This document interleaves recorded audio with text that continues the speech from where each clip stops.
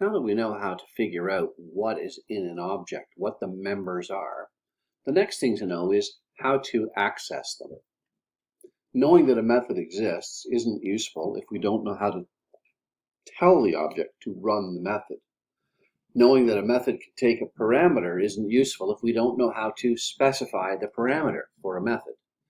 And of course, knowing that a property exists isn't useful if we don't know how to retrieve the property. There is one syntax used for this within PowerShell. It's common in object-oriented languages, called dot notation. And the general idea is you specify which object you wish to work on, then you put a dot, and then you indicate the member that you want to access or invoke. So in PowerShell, we need to get the handle of an object to work on it, the reference. If it's already stored in a variable, we know that the variable is containing the reference, so we can just use the variable. If we're creating the object, then the object handle is what we're getting back.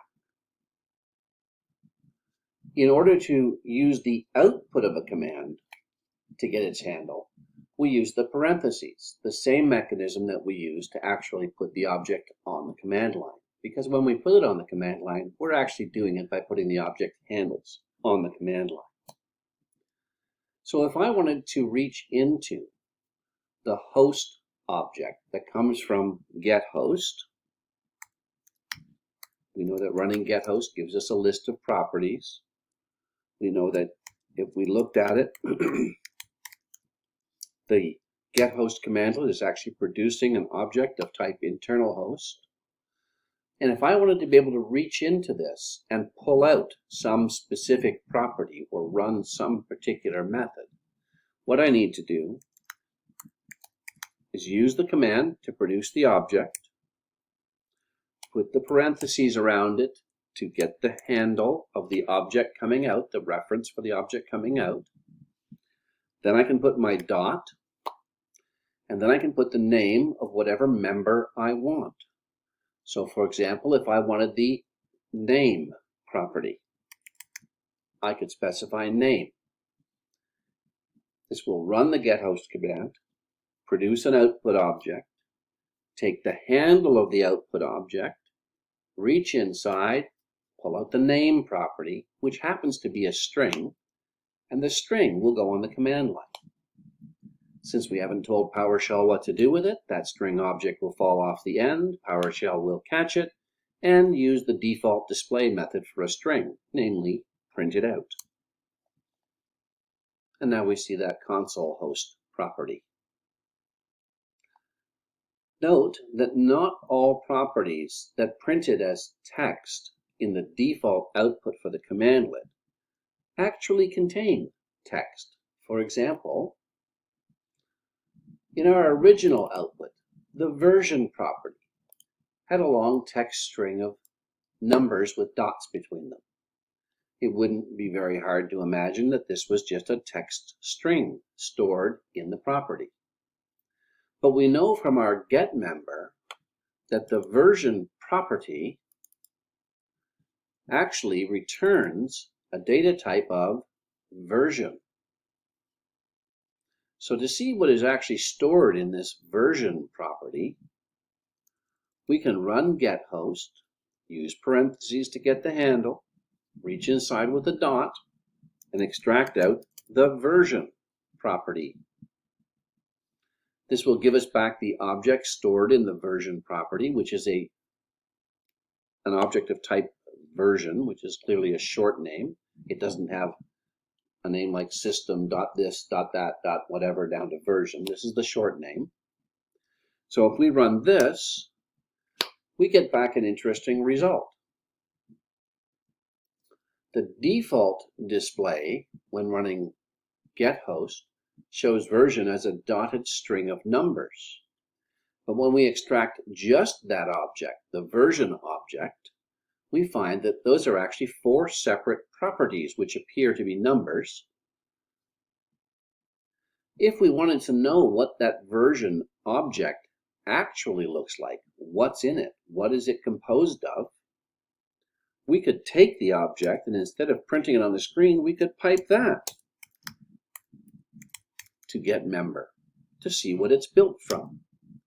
And we'll find out that version is of type system.version in actuality. It has a short list of methods available to us, and it has a number of properties. And we'll note that the default display does not display all of the properties even. There's a major, minor, build, and revision property that are displayed, but the major revision and minor revision properties are not displayed by default. Get used to this. Lots of objects do not by default show you everything they've got. Get used to the idea that when you're working with an object you haven't seen before you can start using the information in it, you need to explore it and see what's really there, what it's actually made of.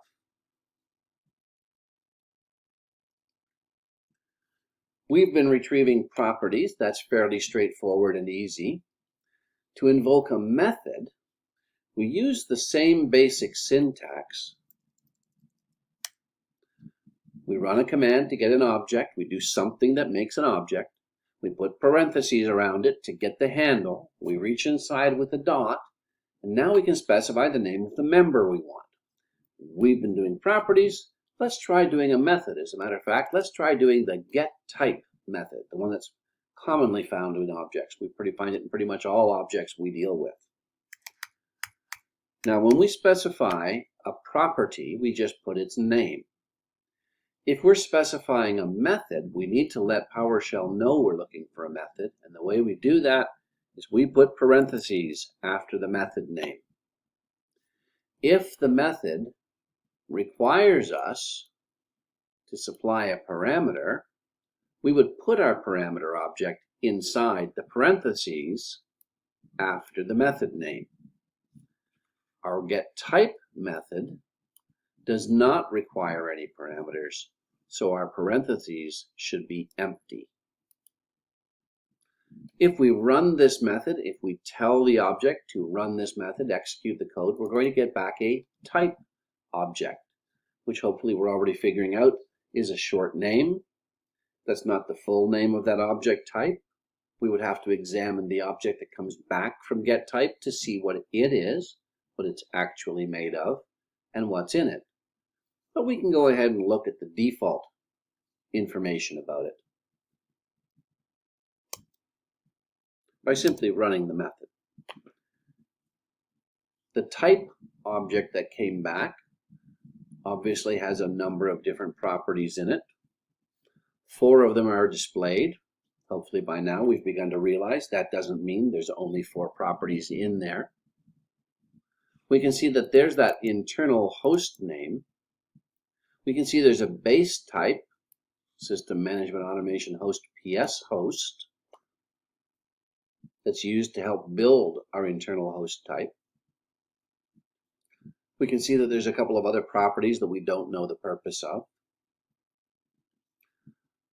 We might actually want to know what else is in a type object.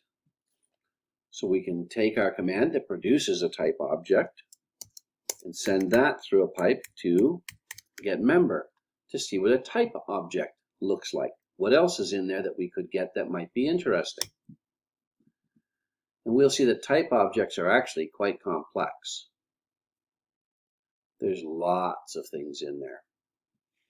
And we might find other things in here that are interesting to us. For example, there's a property called full name. And if what we wanted was to see that value, because we don't, when we normally just look at the type, it doesn't display full name, it only shows the short name.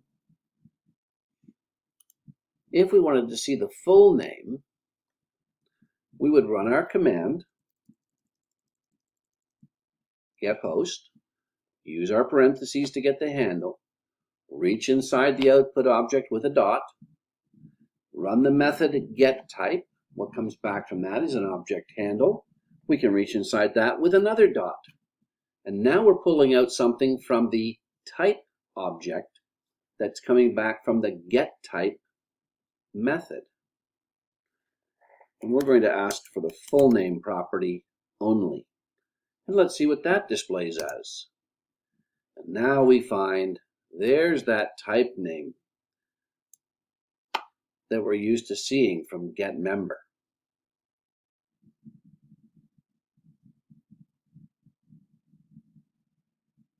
So dot notation can be used to retrieve properties, to run methods, to reach inside objects and access members. Once you've reached inside and accessed a member, if an object comes back from that, we can just keep adding dots on to keep reaching down into those objects, which they themselves will have properties and methods. We could put another dot on the end to reach inside that object and get some more information. For example, that full name property is a string. If we wanted to know what kinds of things were in strings, we could take a string like the full name or any other string. For example, we could make a string ourselves. It's still a string. If we wanted to know how strings were composed, we could put our parentheses around it to get the handle and reach inside and do things. For example, run getType. Take a look in that type object for the full name property and see what the full name of a string is. And we'll find out it's system.string, which is the same thing we would have seen if we had taken our string and piped it to getMember and let it show us system.string. Strings have lots of methods. They have a very short list of properties. The only one that's really of great interest at the moment is one called length. It's an integer, an int, and we can retrieve it. So if we go back to our full name for our host object, the one that told us it was a system management automation internal host, if we wanted to know how long that string was, we could take that object and retrieve the length property. And we would see it's 55 characters long.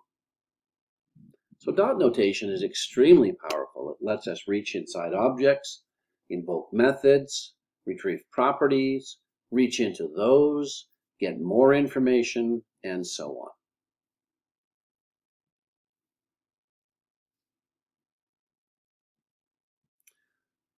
The last example at the bottom of this slide, showing getDate with parentheses around it to get the handle of the datetime object, dot to reach inside, addDays5 to run the addDays method, giving it 5 as a parameter. We'll actually invoke the addDays method in a datetime object with the data already filled out to the current date and time. Let's take a look at how this one gets built. If we use the getDate command, we get our pretty printed output. We already know that's not what's really stored in the object. There's a lot of other things. To see what's there, we can use getMember, and it'll show us a long list of all of the things that are in a datetime object. The one that we're looking at right now is a method called addDays, and when we look at addDays, it allows us to specify a parameter which is a double precision floating point and some number. We can give it a number, and it will return to us a new datetime object. So if we run our getDate, use parentheses to grab the handle of the object coming back, reach inside with the period, tell it to add days, and tell it how many. It will take the datetime object that comes out, tell that object to add days to itself, and produce a new getTime object, which is the output. And the new object will be the current date and time plus exactly 5 days.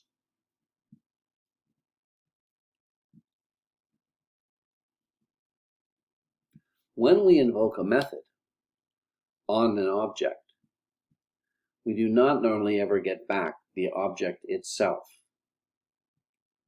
So quite often when we're doing these things, we'll create an object, store it in a variable, and operate on it in the variable, so that the object itself isn't lost and we can do more than one thing.